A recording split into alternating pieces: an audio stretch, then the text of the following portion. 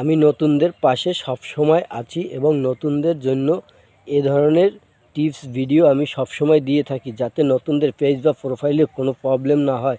আমার ভিডিও দেখলে সে সবসময় সুরক্ষা থাকতে পারবে।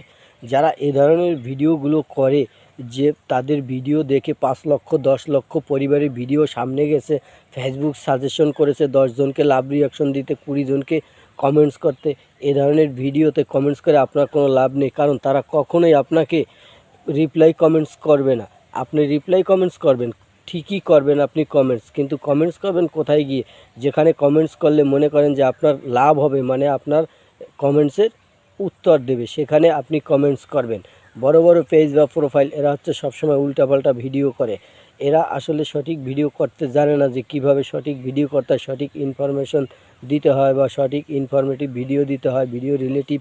এরা কোনো ফেসবুক রিলেটিভ কোনো ভিডিও এরা আজ অবধি করেনি আর করবেও না। এদের ভিডিওর পিছনে যদি আপনি লেগে থাকেন, তাহলে কী হবে? আপনার পেজ বা প্রোফাইল সম্পূর্ণটা নষ্ট হয়ে যাবে। আপনার যে আশা আকাঙ্ক্ষা রয়েছে সেটা নিষ্ফল হয়ে যাবে।